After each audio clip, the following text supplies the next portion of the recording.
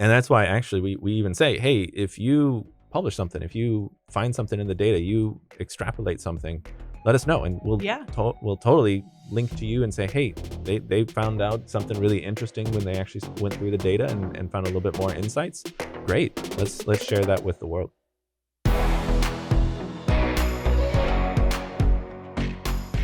Welcome to Modern Marketing Messages, the leading podcast discussing the latest and greatest in both online and offline marketing tactics, strategies, and trends. I'm your host, Taylor Karg, marketing content writer at AmericanEagle.com. Today, I'm joined by AmericanEagle.com accessibility experts, Nick Goodrum and Norbert Rump. Welcome, Nick and Norbert. Thank you for joining the show again. How you doing? Happy to be here again. So if we have any avid listeners out there, then you know that in April 2023, we launched an episode of Modern Marketing Messages that talked all about the Web Accessibility Survey. Well, today we're going to talk all about the results that were gathered from that survey. And we have the two experts on the survey here with us. So before we get started, can I have you both, introduce yourselves, talk a little bit about what you do at AmericanEagle.com? Sure. Norm, you want to go first? Yeah. I'm an accessibility specialist here in American Eagle for the last couple of years, and big fan of accessibility and been part of it for a very long time. Yeah, because you were in the accessibility space before even jumping into working here. Slightly different area because we're really in the digital space and about like remediation and like specialization and testing and along those lines. But you've been an active member in the community aspects before then as well, Correct. right? Over a decade, and I was more on the front end with the user base rather than the back end of the websites and so forth. So Gotcha. a wide variety of history. And then myself, I'm Nick Goodrum, the director of accessibility. Pretty much been with almost 15 years now. Oh, wow. At AmericanEagle.com. But yeah, I started in really in the front end development space. And even back in the day, because we've always done accessibility, but we're always a bit more reactive back in the day. And it kind of like hit with me where it actually makes you a better developer. It actually makes you write better code and really kind of open things up. And so then I kind of shifted over time to just be like, okay, now this is the way to be, and became a major advocate. Yeah, and I feel like even since I've been here, which is going on 3 years, I feel like we've kind of grown more into that accessibility role and helping our clients, like you said, be more proactive in the accessibility space. Yeah, and that's part of it too, is that, we've been doing this for a long time, but we were always, okay, well, if a client needed it, if they wanted to ask for it. And then we realized a lot of clients don't know better. And so it's like, all right, well, we should educate. We should help them understand because, even though, laws and regulations and even guidelines have been around since the 90s, lots of people have forgotten about it. Mm-hmm. And so it's this kind of reminder. And what it is, yes, there is a bit more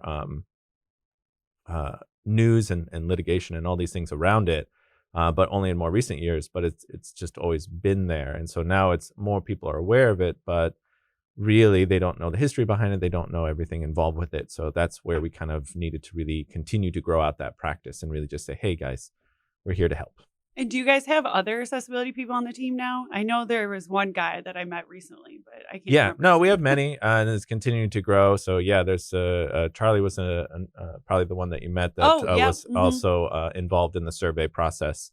But yeah, so it used to be, like front end development and all these different roles would kind of own it individually, but we would do it as a team. But now it really has that dedicated specialist practice. It's been actually many years now.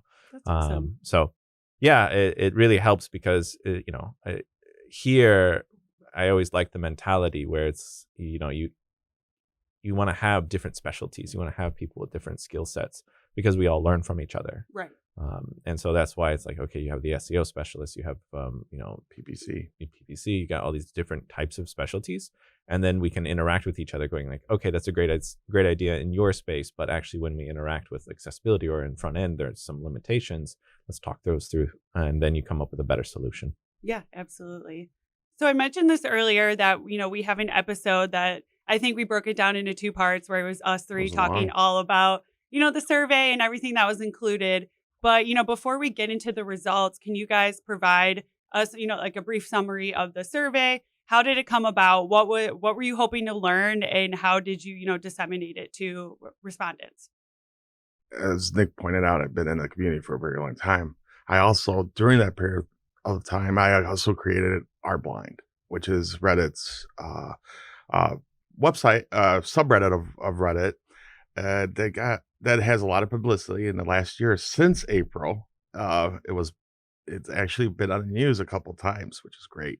Yeah, Uh, I think right after that episode, yeah, I we're saw you in the lunchroom and you said something about it being on the news, or I don't know, yeah, something. yeah. There was more to Yeah, Reddit. there's more to Reddit, but yeah, it's changed since the time. So Reddit Blind has changed a bit since when you first took over it, which was I think for blinds, like for people It was sold window blinds. Yeah, blinds. window blinds. Oh, So for like so people, very different very kind different. of When I blind. first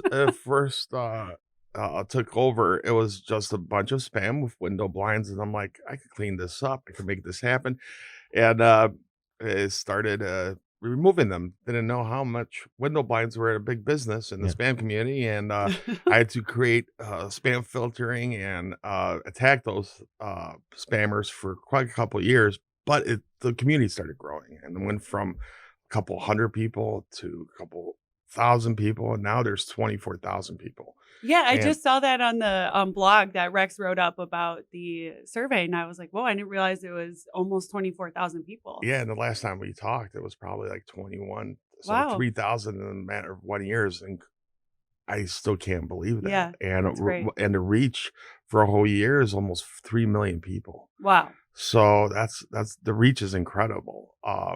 And it got enough reach as I pointed earlier, it was in the news. So Reddit and Our Blind had a big impact also from our end with the survey, but also accessibility as well. It had a big impact in the last year since our last podcast. So it's an incredible journey yeah. in 1 year Yeah, to go no, through.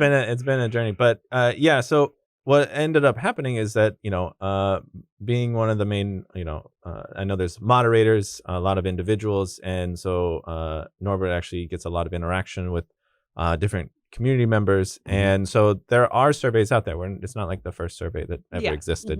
Mhm. And one of the more recognized one in the industry is the ones from WebAIM, which is the WebAIM screen reader surveys, and they've been doing this for many years now.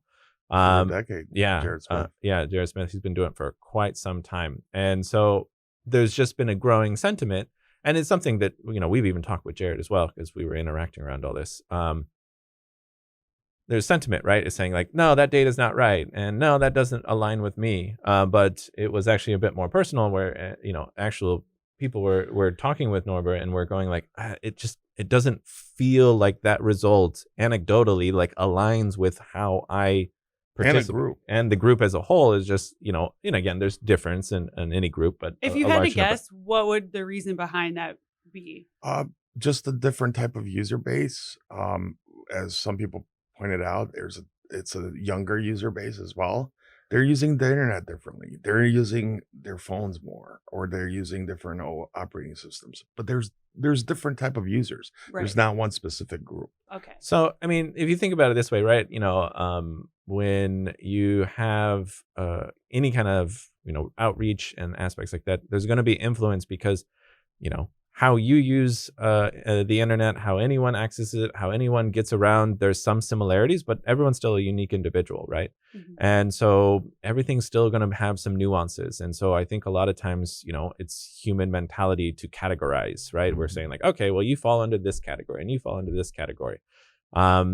And so, well, if that data shows, oh, they must all be using, JAWS, or this is the particular experience that they have, you always have to ask yourself, where did they get the data from? Where did they, and it's not to question of like, oh, it's wrong. It's just like, okay, what's the audience? Where are they getting that information? The source. What are their sources? Who are they reaching out? Right? Because there's different communities out there, right? And so, just like, how people, treat websites and the look and feel of it in America versus the look and feel in Japan, right? And Yeah. it's like, it's still all people and still all using the web, but just a little bit different, right?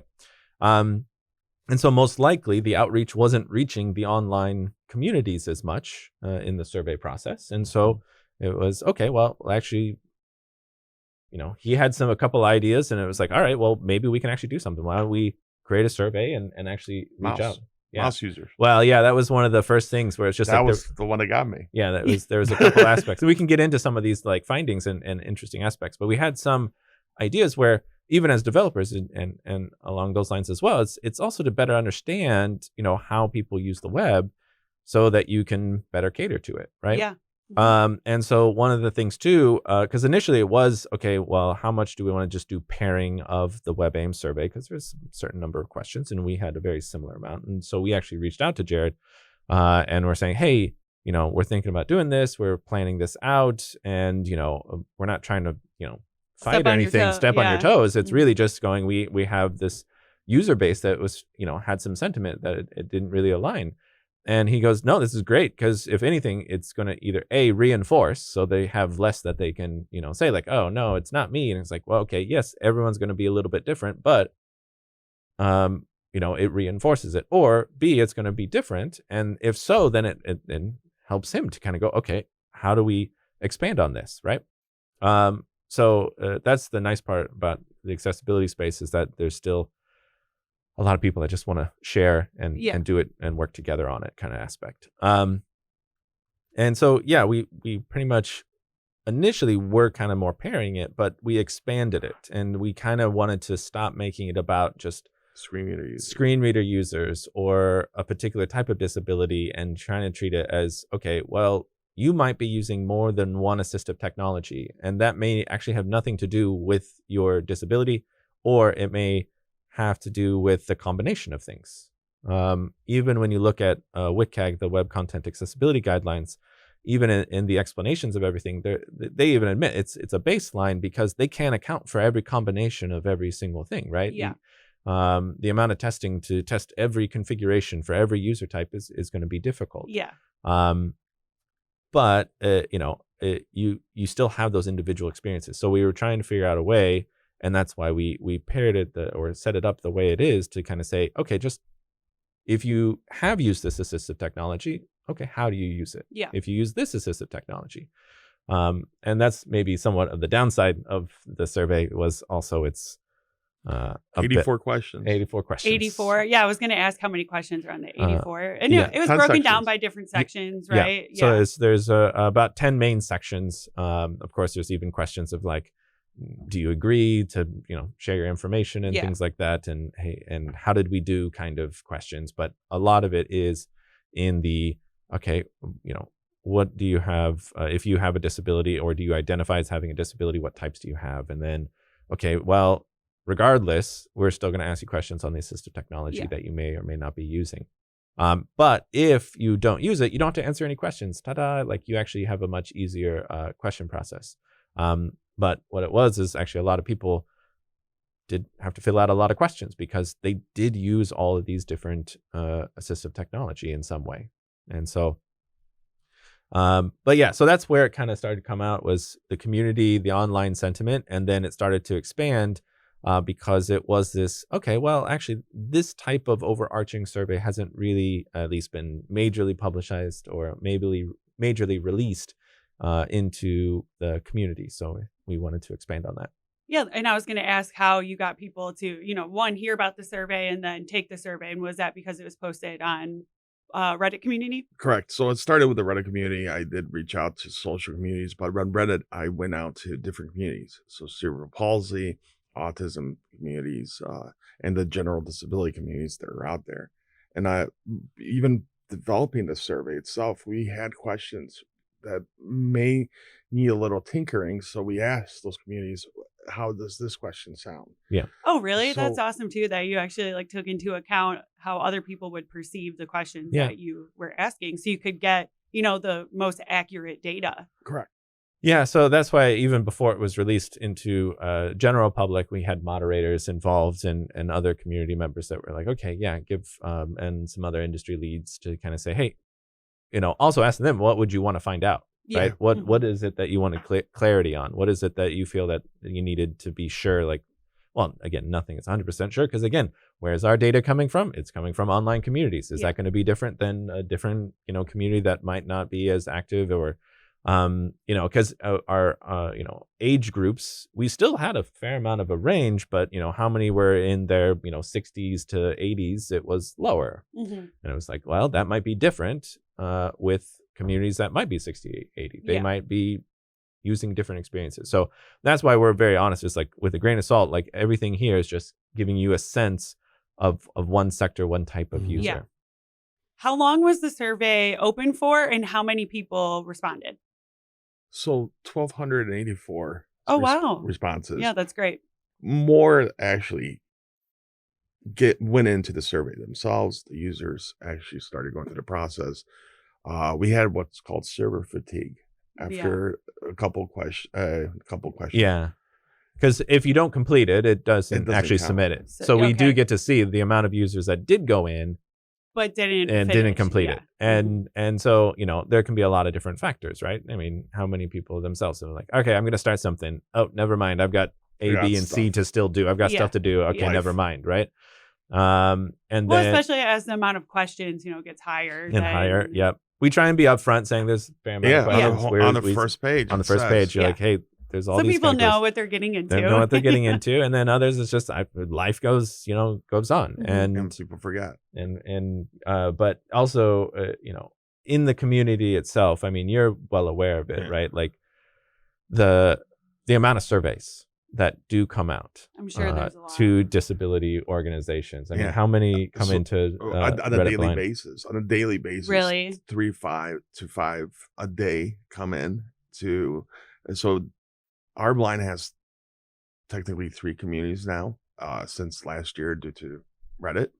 It has a Discord community, and that one receives 1 or 2 a day usually, and our blind receives 1 or 2 a day on average. But it's usually the same type of questions. It's Okay. usually the same type of people asking these questions. Once in a while, we'll get a technology firm, a company that's trying to enhance, like Toyota, for example. But usually it's students. They're going for their PhDs. They're trying to get their PhD, and they want to go through this process. The problem is, it was going on for so long that there's so many surveys that were done on our blind that I put a stop to it a couple of years ago. But the users had enough, because it's not just the blind community. It's literally users on all these different disability communities. Yeah. The amount of surveys they go through is incredible. Yeah. So I was very, very not apologetic, but more careful in explaining why we wanted to do the survey, why I wanted to do the Yeah. survey. Mhm. And when I published it, it was because it would help the entire community itself. It wasn't for me; it was for the community. It was the Yeah. opposite. Yeah, so it's not to be like we need to get our PhDs or Yeah. So I hey, can graduate you can and graduate or yeah. anything like that. And it's Yeah. not to sell the research 100% No. short or anything along No, those of course lines. not, because you don't know what We don't know what exactly they're always going to be using Yeah. it for. There can be value. Yeah, which is great. But that was a big reason why I wanted to do this, because it will help enhance the community. The survey data, maybe not to this year, but in a year or two, might be referenced in some project or publishing of some sort that could improve accessibility for not just one type of user, thousands, Yeah. millions of users. Mhm. And being about a community, that's why we made sure it's public. Like Right. it's not going to be hidden away. It's like, nope, we're going The to make data's this. there. Data's there. Mhm. We're not hiding any of the data. The data is all out there. Anyone can access it, and utilize it. And so that's why it was really interesting and positive to hear from industry leads themselves. They're just like, oh no, I'm really excited to look into this, right? Even Jared himself is like, I'm excited to look into this, right? And so it already probably has a bit of influence, because people are even in the industry are okay, let's take a look at this, let's see what we can get insights from it. And that's why actually we even say, hey, if you publish something, if you find something in the data, you extrapolate something, let us know, and we'll Yeah. we'll totally link to you and say, hey, they found out something really interesting when they actually went through the data and found a little bit more insights. Great, let's share that with the world. Yeah, and like you said, the reason why you guys did this was for the community itself, and I think that's really awesome, and that you saw a gap in, the information that was out there, and you guys took it upon yourselves to really, push this thing out and push it forward, which I Yeah. think is great. So Exactly. let's talk about the results. Tell Okay. me, what were the key findings? You can walk through, the results any way you want to. I'm just curious how everything turned out. Labels. Some users do not want to have the label "I'm disabled." Yeah. No, I mean, and that's part of it too. So if you look at the data and you go, oh, well, it's a web accessibility survey, it must be everyone must be 100% yes to disability. And What were the options for a response to that question? Yes or no? Yes Yes or or no. no? Okay. Do you identify as having a disability? Yes or no? But the key part is a lot of the users that said no were using accessibility Yeah. tools. Yeah, so they're actually filling out, still saying use assistive technology, and a lot of times when I'm, it's not like the only, plenty of people say these things in presentations and stuff like, and I always kind of go, okay, well, I have to bring up, okay, how many people are using assistive technology in the room? If they didn't want to raise, that's fine, but a lot of people will not raise at all, and then I go, okay, how many of you wear glasses?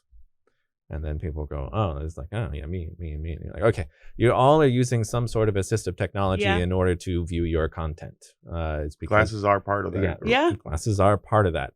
But we don't perceive it that way Mhm. because it feels so normal. But if Yeah. you look back, 500 years ago or 600, I mean, actually, I don't know actually when the spectacles came out. So you can judge me, the internet. But you for remember Yeah. Franklin came out with the two lenses. the bifocals and Yeah. whatnot. But again, some sort of way to be able to see a little bit better with magnification and aspects like that. Probably back in the day, that was much more of a barrier Right. Yeah. to the world Mhm. versus today, where it's just, oh no, we can get you some glasses, get some that might want corrective surgery, contacts, and there's a whole industry around this to make it feel like there's no real barrier. Yeah. And so that's the interesting aspect, is a lot of people go like, oh, it's because they have a disability that it's like, oh, we got to put in guardrails and there's difficulties, and we need to make it not as enjoyable or something along those lines. And it's like, no, you can still do all of these things. You just want to make sure you do it in the right way so that it doesn't feel like a barrier, because it shouldn't have to feel like a barrier. Just Yeah. like, okay, I can put on a pair of glasses. If we build the web right, there's not really any barriers. The web is actually, I feel, if anything, opens things up to more accessibility and more access, because you don't have to physically go to a location. You don't have to Yeah. go through that journey. A lot of times when, there's the, oh, okay, well, if they didn't want to order a pizza, online, and that's a difficulty, they can just, call in, or they can just, go in person. And it's like, okay, so you would rather them try and find transportation, take a bus, go there, order something, wait 20 minutes, get it, and then figure transportation back. Mhm. So that's like a whole process, when someone else could just easily go like, okay, online, Yeah. get it, and it arrives. And we use accessibility almost every day. Yeah. Personally. Yeah, Like, and that's part of it too. There's influences from actual accessibility efforts and things to, I often have mentioned OCR, right? Optical character recognition. But, it's like why we have digital libraries of it's for Congress and all these things. It's like, because if you had low vision, you can't really read the text on a physical piece of paper. Yeah. But if you put it in digital space and you make that an accessible way, you can now actually understand it. yeah, and on that subject, in I think it's Vietnam, they found a collection of books, and they're digitizing these books, and the technology they're using is OCR, and these are not just one or two books. There's millions of them, Wow. and they're stacked as high as 3 floors, and they're digitizing them because the public would like to Yeah. Read them. that. Yeah. And the way to do it is using OCR Yeah, yeah. technology And- and enhancements. So it actually, accessibility aspects and those considerations end up in the technology that we all end up using, right? So the screen readers are literally in your phones. I've even But it's being a bit more knowledgeable about it. I've actually had to, for some forms, there was like a button that was off screen. So as a sighted user, you wouldn't actually know it's there, but that was the only way to submit. So it was messed up. And so I just went and turned on a screen reader and just flicked over into it and then submitted. And so I was actually able to submit because of assistive technology, because the site wasn't built correctly for, it was probably breaking in a responsive view or something along those lines. And the friggin' dark mode. Yeah. Dark mode. Yeah. It's my favorite. But yes, so that's where we wanted to get a sense, right? That's why we wanted to say, well, if you don't if you don't identify as having a disability, that doesn't mean you can't answer these questions. Yeah. Mm-hmm. And so, there are limits of what we know from that information. Is it that they don't identify, or is it that they don't? Is it that they use the assistive technology because they're interested, or is it that they use it on a regular basis? There are some gaps of knowledge that we don't have because we're already asking 84 questions to ask another. Yeah. We had to pare Otherwise, down. it'd be 500 questions, 500 and no questions, one's gonna so much that we could out. really figure out, and it's like no one wants to fill it out. Then. Yeah. We got one submission. Yeah. We got one submission, and it was Norv. It took me 10 years, and we got it done. Right. So yeah, that was kind of a reminder to everyone when you're looking through this, is that it does give some insights that there are people that probably go about and feel like it's normal, but they do use assistive technology. And so, yeah, all kinds of things. So the big, I think, key findings that really stood out so far, and again, we're continuing to look through everything. One of those aspects was you were mentioning the mouse earlier. Mm-hmm. And again, it's a lot of times people categorize, right? And so the assumption is that screen reader users, so again, it's a way to analyze the page using the semantics and everything that would then announce and interpret that to either through audio or through braille display. And so everyone assumes, they must be using a keyboard. They must be using that interface in order to interact with the web. And we had some theories and some understanding and some direct communication to kind of say, like, well, that's not true. Yeah, from my community, I'm multiple users. I knew personally that are low vision that could see at a certain percentage. Okay. But we're using screen readers to enhance that the understanding of a page or the copy on a page. Yeah. And so there's a lot of assumptions that also a screen reader user must be fully blind. And then there's also the concept of like, what's the definition of blind, and how does everyone, there's everybody huge puts them in a bucket. Everyone into like very particular buckets, and it's like, no, there's a wide variety of experiences. Mm-hmm. Yeah, and I think it's all extremely nuanced. I think it's very difficult to pinpoint exactly, like you said, put one person in one exact bucket. Yeah.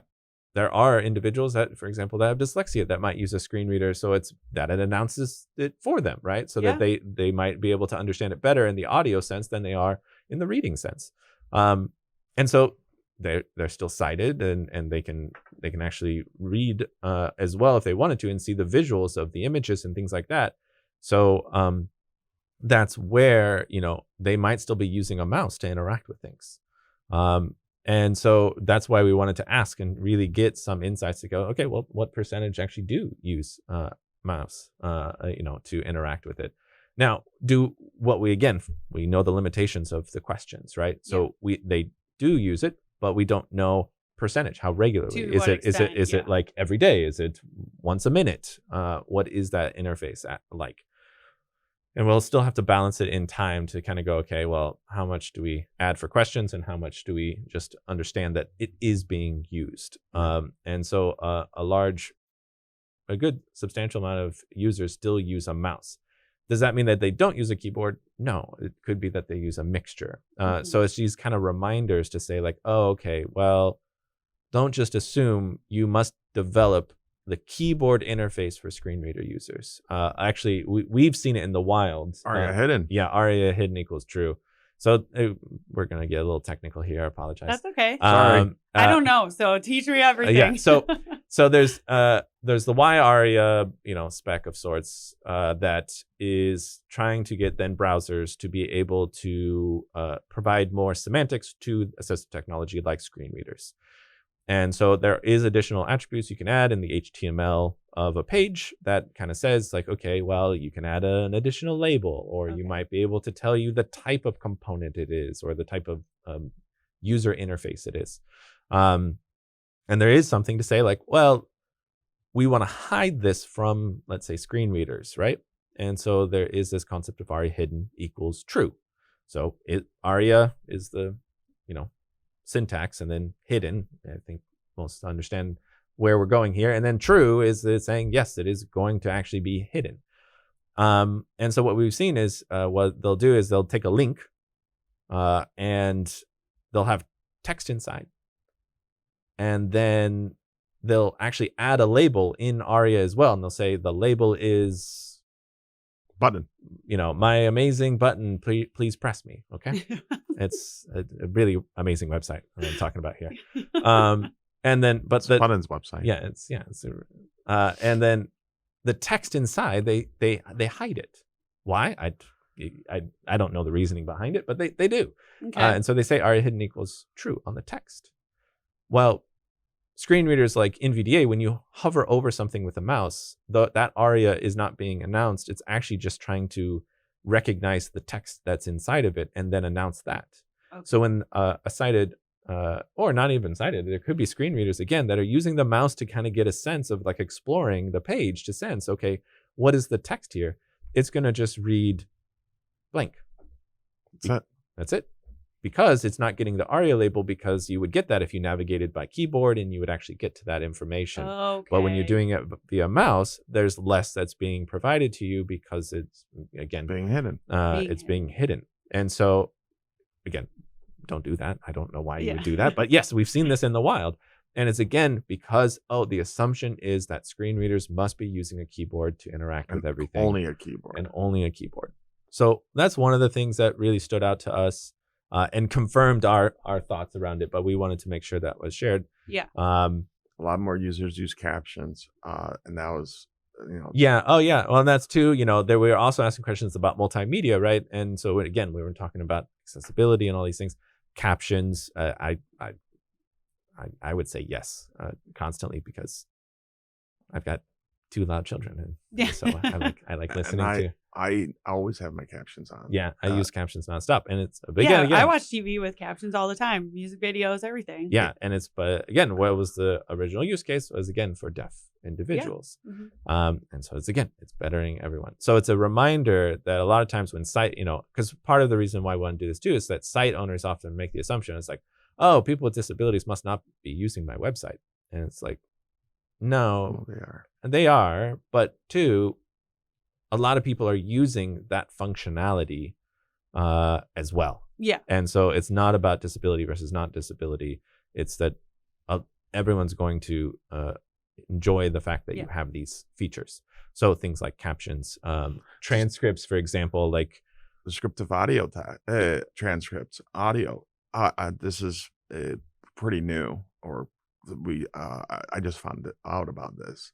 Is people are using Netflix descriptive audio in movies, not actually watching it, but listening to that version of the movie. Oh, wow. So they could actually. So yeah, it's almost like book on books on tape kind of concept. Okay, but showing my TV age. shows, Netflix shows, wow, yeah. And that's incredible. That's a different. Now that's a completely new level of entertainment that they probably didn't expect. Then that's coming in. Yeah. So it's again, it's an evolution of accessibility. Yeah. It is. Yeah. And I think that's great, because there are, so many good movies and TV shows that aren't necessarily, like an audiobook or something that somebody could listen to. So yeah, and then some of the other findings as well that we were noticing from it, because there were questions about, how do you perceive things going with the web? Is there improvements or not? It's not that different. Actually, it pretty much aligned with WebAIM survey. And again, most sentiment is fairly, you get a wide range, but most don't feel like it's a lot think it's stagnant. But again, if it's really about experience, right? So if the big names in websites are still have accessibility problems. And so, it will feel taxing on an individual, where it's like, no, it doesn't feel like it's changed much, because I keep going to these same websites And that's why Reddit itself, right? During the, when we're talking about Reddit in the news, was because when they did their API change and they're saying now you got to pay for it, the third-party tools that were actually being used by like Apollo, Apollo for the Reddit moderators for for Reddit Blind were using it because they actually had accessibility built in versus Reddit's own tools did not. When they had no labels and no labels, nothing. And those accessibility enhancements were the reason why I have a community that is modded by blind users. So, accessibility is extremely important, even in social media, especially. Yeah. Being able to connect people, tie them together, being able to because there's a lot that come in for just outreach. I'm new to this. This happened. And it happens a lot. In post, it happens a lot where I'm new. I'm going through something. Yeah. I'm having a panic attack, and those type of users we need to make sure in the accessibility world, and especially in the big business of the social media, they need to know these users exist. Yeah. They absolutely. need an open area to talk. Yeah. And so what it was, though, is that when there was the Reddit blackout, is that the moderators couldn't pull the switch because that was in an accessible way. I went viral. And so he had to turn it off for them. You did? I went actually viral. I can honestly say I went viral for the first time, only time. Yeah. Proud of you. I went viral, and all of a sudden, the next morning, I woke up and there's 60,000 retweets, and just from holy smokes. So it was just because it was like I had to turn it off for people, right? Yeah. And it's like, again, we're talking about those barriers. Yeah. So that's why the sentiment, we were not 100% surprised that it still feels stagnant. It still feels like it's not growing as much. There are some that do say it's improved, but on the most part, it was still kind of a mediocre on average aspect to it. And so when we're talking about experiences, aspects like that, one of those was also asking about more topical aspects like the overlays. I was going to ask about that because when I was reading the blog write-up about the survey, there was, a paragraph in there that talked about how there was something surprising about overlays or something like that. So I wanted to know, what went down. So we tried to list as many of them as possible. I'm to sure see if there's a lot. There's a lot. There's too many. We them. couldn't even list them all. And we even missed one of the, again, we're human, where we're going through and it's like, you get this massive list and we're trying to prune and we're trying to go like, all right, how much do we have and how much do we leave into like an other category? Yeah. And so user way was one of the ones that actually somehow in amongst everything got fell through the cracks. There's over 20 of them. Yeah. And they're white label too. Yeah. So there's like white label ones. So it's actually the same tool, but it's being put under a different company's name. Mm-hmm. And so then it's like, well, how much of it is, but I missed one. Really what it is we were curious to see how much people actually knew the names of these things. Yeah. And the largest percentage, I think was over 50%, were just like, I don't even know what they're called. No. I just know it's there. I just know it's there. Yeah. Jumping jacks. And some of them, what was interesting is you can actually, in the data, you can actually find all of their write-ups. So there are questions where they can actually write in like their explanation for things. And so a lot of members were actually saying, or a lot of participants were saying, I don't know any of them because I block all of them because ad blockers. So actually a lot of ad blockers out of the box actually block accessibility overlays. So a lot of site owners that go like, it must be getting to the end user. Well, not if they have an ad blocker. And why would the ad blocker add it? Well, it's because community kept saying like they're actually, and it's what we saw in the results as well. A large percentage of users were saying that it actually made it worse. Really? And when we mean worse, crashing computers, double talk for screen reader users from what I was told. Experiencing double talk, that means your screen reader is announcing once, and then you have this overlay announcing again at exactly the same time, echoing. That could completely be distracting. You have to remember, a screen reader user has to understand what they're going through when they're going through a page, and all they're hearing is this double Oh, talk. and it's also probably the speed differences too, because they're Correct. probably going to, many screen readers are actually speeding up the reading back, so it's not Okay. like normal Personally, conversation where the speed that we talk right now. Yeah. And so then, but the overlay tool is probably reading at a much different speed. So then imagine it's like someone talking slow while someone's talking to you really fast, and you just have to try and understand everything and going on. and trying to find where the button is to turn it on. Yeah, Yeah. turn it on. The one That thing that seems I like never, a lot. and then this has always been my question is, why do they have a screen reader tool on a page? Screen reader users have a screen reader program on their computer. It's very rare they would need something on the page, if any time. But the other thing that was happening to users, and this is from the overlays, was computers crashing. Yeah. That was a big deal. Browsers crashing. That's another big deal. Imagine the assistive technology, the combination of everything. It actually, we've anecdotally seen it as well with some where it slowed down websites to like crawls, because it would be like, oh, okay, I need to go to the next carousel. And keep in mind, when we're talking about overlays, again, it's those little buttons in the bottom Jumping right or jacks. bottom left that Those look are like a jumping jack like guy. Yeah. That when you pop that open, then it usually gives you a bunch of tools like, okay, font size increase, color changes, things like that. And that is not necessary. So if we talk about user personalization, user preferences, that's not necessarily a bad thing, right? Being able to say, oh, I want to increase font size. That's not a bad thing. No. Now, it's already available in your browser and your operating system and a bunch of other locations. So if you really did need it, you probably already are using one of those things. But as an individual, hey, maybe I want to increase this and adjust those. Well, a lot of what the end users may not realize is that there are overlays that might be just doing, here's some preferences, and there's many that do automatic remediation. Okay. And so a lot might throw in quotes AI tools that will fix it for you on the fly. And even though it's a nice sentiment, as we see with automatic from YouTube, we see automatic captions and things like that. Does it get it right all the time? No.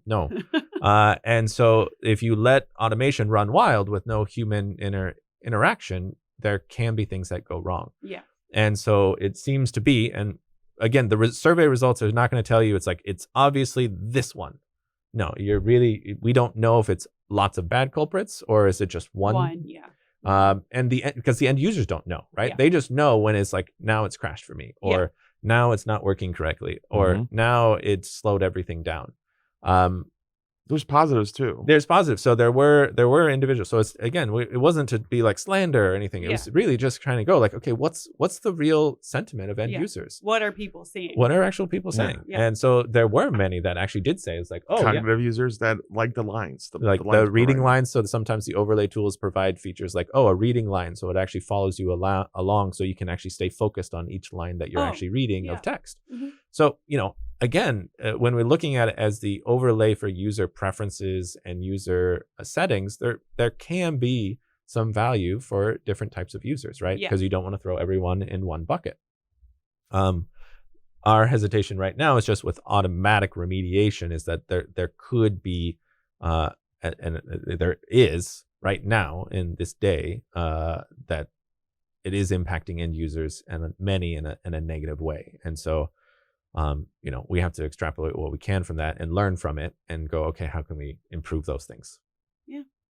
I think you mentioned this, earlier, but do you guys both find that the survey results are reflective of, what you see and what, the current state of the web accessibility community is? For me personally, yes, because I'm in the community 24/7, pretty much. I live in this community. I've been in this community for over a decade, and I noticed there's waves sometimes of accessibility issues online, but the survey itself does do a really good job representing what's the current state of accessibility, our limitations in the accessibility world, and where we should enhance.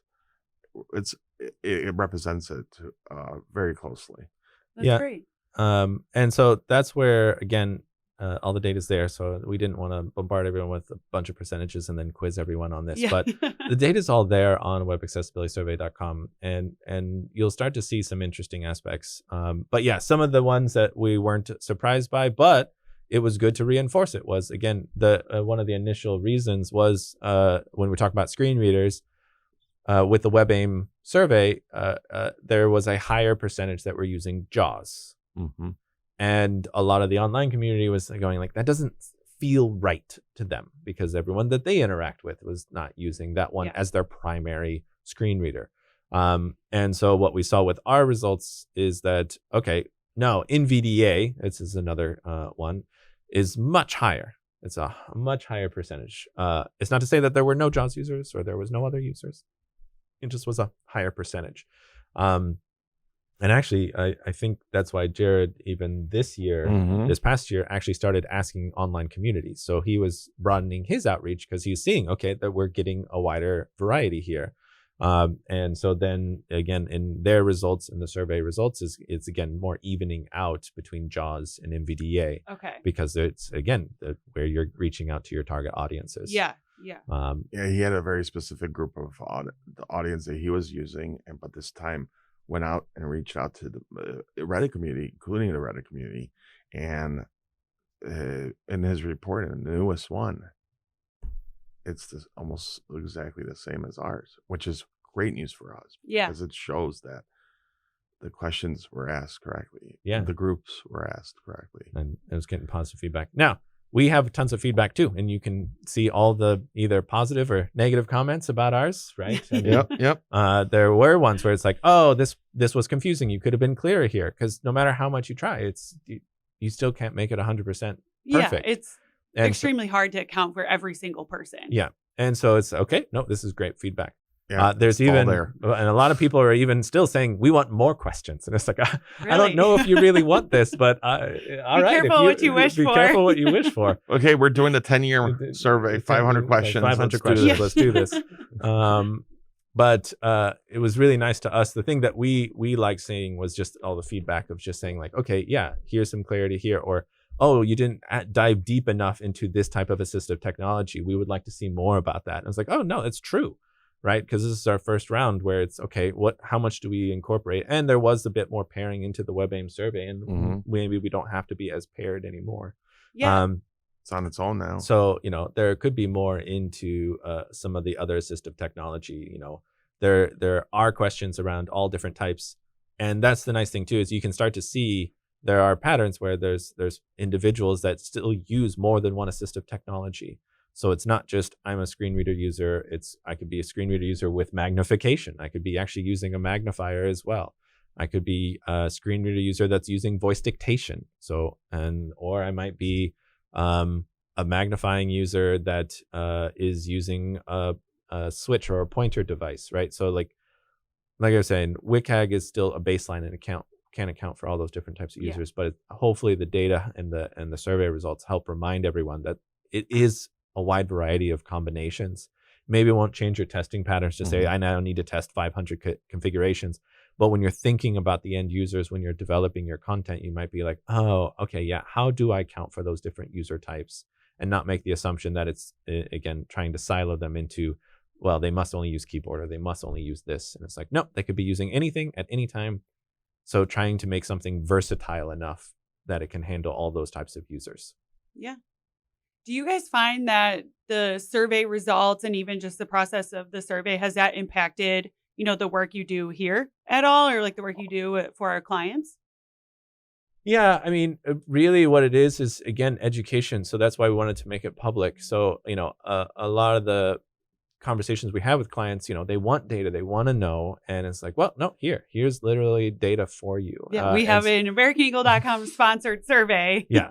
And so that was the nice part too, because this was really a side project for us, but we did get sponsorship because, again, the rhetoric at the company is really understanding that accessibility needs to be part of the process, right? And so then it was like, all right, well, we're going to have to, pay for a survey tool, and we're going to have to pay for hosting, and we're going to have to, there are going to be costs involved with this. And so that's why when we brought it up, and they're like, yep, we'll take care of that. And so that's why it was nice where it didn't just have to be a side project. It Yeah. could be something that we could actually spend some time on as well.